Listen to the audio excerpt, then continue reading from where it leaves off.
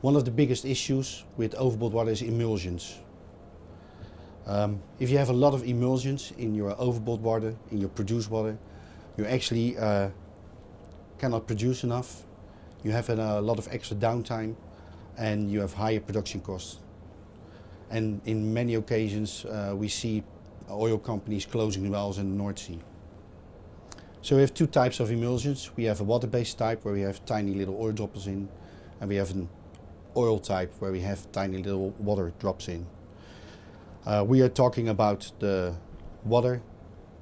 In produced water we have tiny little drop of oils, and these tiny droplets cannot form big droplets, so they stay in. So there's actually not a good technology to get the oil out.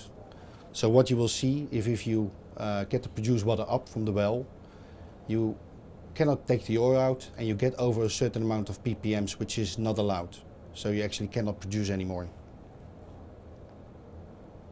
So you have several emulsions in produced water: chemical flooding, ASP, slop water and bilge water.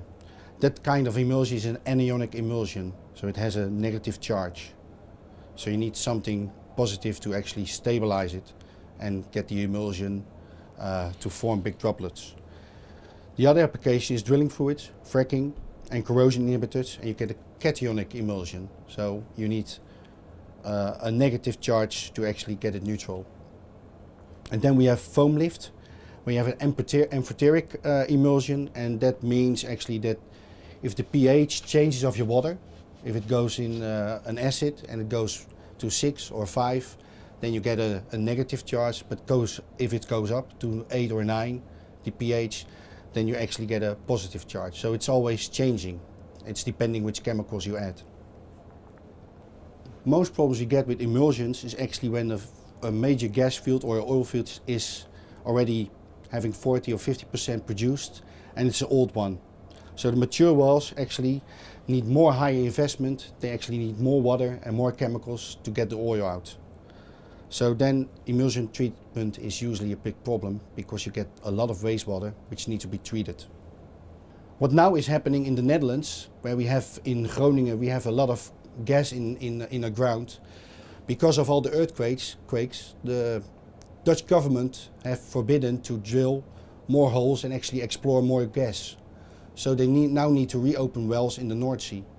And those wells, they are mature, they have this problem.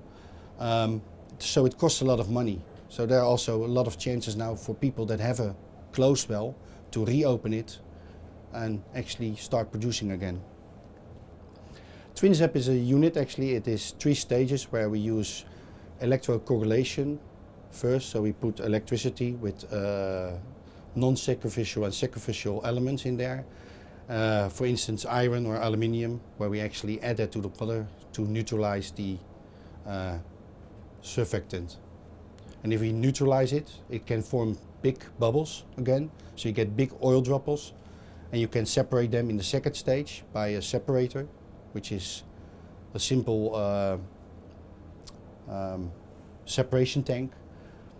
Some of the small oil droplets which goes further to the third stage, and that's a glass pearl filter, and the glass is coated. It will take the oil and the debris on, and you can actually flush it back. So you have no consumable elements.